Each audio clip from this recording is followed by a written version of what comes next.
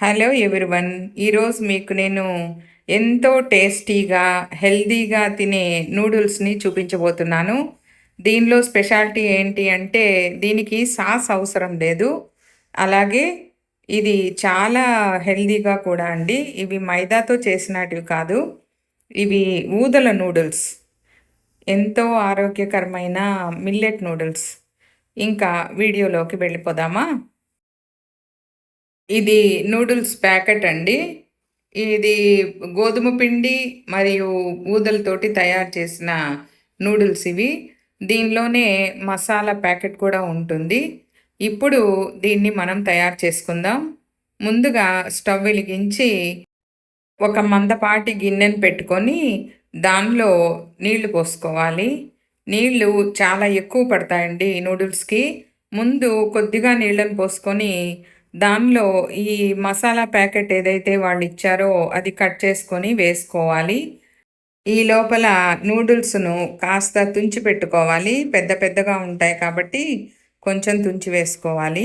ఇప్పుడు ఈ నూడిల్స్‌ని పొయ్యి మీద మరుగుతున్న నీటిలో వేసుకోవాలి. ఇప్పుడు ఇంకా కొన్ని నీటిని వేసుకోవాలి. హాట్ వాటర్ వేసుకుంటే మంచిది. ఆ నూడిల్స్ అన్నీ బాగా మునగాలి. అంతవరకు వేసుకోవాలి. చాలా నీళ్లు పడతాయండి దీనికి. ఇప్పుడు ఈ నూడిల్స్‌ని ఒకసారి విస్కర్‌తో అలా కలబెట్టి బాగా ఉడకనివ్వాలి. ఇవి ఉడికేందుకు సుమారుగా 22, 23 నిమిషాలు పడుతుంది. సన్నపు సెగంలో అంటే మీడియం టు లో ఫ్లేమ్‌లో సన్నగా ఉడికించుకోవాలి. అవి ఉడికేలోపు మనము కూరగాయల్ని కట్ చేసి పెట్టుకుందాం. దీనికి ఒక పెద్ద సైజు క్యారెట్టు, ఒక 15 బీన్సు, ఒక అరకప్పు ఫ్రోజన్ బఠానీలైనా తీసుకోవచ్చు. దొరికితే పచ్చి బఠానీలైనా తీసుకోవచ్చు. ఈ మూడుని తీసుకున్నాను నేను. ఇంకా మీకేమైనా వేసుకోవాలంటే ఏ కూరగాయలైనా వేసుకోవచ్చు. అది మీ ఇష్టం. ఇప్పుడు ఈ క్యారెట్‌ని చక్కగా పీల్ చేసి, శుభ్రం చేసుకొని, సన్న పీసులుగా కట్ చేసుకోవాలి. అదేవిధంగా బీన్స్‌ను గూడా కట్ చేసి పెట్టుకోవాలి. ఒక పచ్చిమిరపకాయను తీసుకొని, దాన్ని కూడా సన్నగా కట్ చేసుకొని, రెడీగా ఉంచుకోవాలి. ఈ విధంగా అన్నింటినీ రెడీ చేసి పెట్టుకోవాలి. ఇప్పుడు స్టవ్ వెలిగించి, కడాయి పెట్టుకొని, ఒక టీ స్పూన్ నూనెను వేయాలి. ఈ నూనె కాగిన తర్వాత ముందుగా పచ్చిమిర్చిని వేసుకోవాలి. తర్వాత బఠానీలను వేసుకోవాలి. వీటిని కొంచెంగా వేయించి తర్వాత బీన్స్ వేసుకోవాలి. బీన్స్ ముక్కల్ని కూడా కొద్దిగా వేయించిన తర్వాత క్యారెట్ ముక్కల్ని వేసి కొద్దిగా ఉప్పు వేసి బాగా సాటే చేయాలి. ఇప్పుడు మూత మూసి మగ్గించుకోవాలి.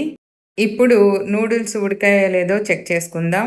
బాగా ఉడికిపోయిందండి. ఈ విధంగా అంటే బాగా మెత్తగా అయిపోవాలి. అంతవరకు ఉడకబెట్టుకోవాలి. లేదు అంటే పలుకు పలుకుగా ఉంటుంది, అరగవు. కాబట్టి బాగా ఉడికించుకోండి. ఇప్పుడు ఈ మగ్గిన కూరగాయలలో కొంచెం నీళ్ళను వేసుకొని ఉడికించుకోవాలి. ఇప్పుడు మనం సాస్‌కు బదులుగా ఫ్రెష్‌గా తరిగి ఉంచుకున్న టమోటా ప్యూరీని వేసుకుందాం. 3 పెద్ద సైజు టమోటాలను తీసుకొని వాటిని పెద్ద పెద్ద ముక్కలుగా కట్ చేసి ఉంచుకోవాలి. ఇప్పుడు ఒక మిక్సీ జార్ తీసుకొని దానిలో ఈ టమాటా ముక్కలన్నిటిని వేసి మెత్తగా ప్యూరీలాగా చేసుకోవాలి. ఇప్పుడు ఈ కూరగాయ ముక్కలు మగ్గాయో లేదో చూసుకొని దానిలో ఈ టమోటా ప్యూరీని వేసుకోవాలి. తర్వాత కొద్దిగా రుచికి తగినట్లుగా గరం మసాలా, 1.5 టీ స్పూన్ చక్కెర వేసుకొని బాగా కలబెట్టి మూత పెట్టి మగ్గించాలి. 3 నిమిషాల పాటు ఇలాగే మగ్గించి ఇప్పుడు మూత తీసి అది మగ్గిందో లేదో చెక్ చేసుకోవాలి. మంచి స్మెల్ వస్తుందండి. అప్పుడు అది మగ్గినట్టు గుర్తు. ఇప్పుడు ఒక పెద్ద సైజు ప్లేటుని తీసుకొని దానిలో ముందుగా మనం ఉడికించి ఉంచుకున్న నూడిల్స్‌ను వేసుకోవాలి. ఈ నూడిల్స్ పైన ఇప్పుడు మనం మగ్గించి ఉంచుకున్న కూరగాయల మిశ్రమాన్ని కూడా వేసి 2 ఫోర్కులు తీసుకొని బాగా ఆ నూడిల్స్‌కి ఈ మసాలా కోటయ్యేలాగా కలుపుకోవాలి. అంతేనండి. సాస్‌తో పని లేకుండా మన ఇన్‌స్టంట్ సాస్ తోటి నూడిల్స్ రెడీ అయిపోయాయి. ఇంకా సర్వ్ చేసుకోవడమే. ఈ మిల్లెట్ నూడిల్స్ ఏ సూపర్ మార్కెట్‌లో అయినా దొరుకుతాయి.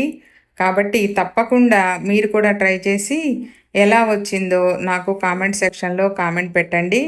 ఈ రెసిపీ గనక మీకు నచ్చినట్లయితే నా ఛానల్‌ని సబ్స్క్రైబ్ చేసుకోండి, లైక్ చేయండి, షేర్ చేయండి.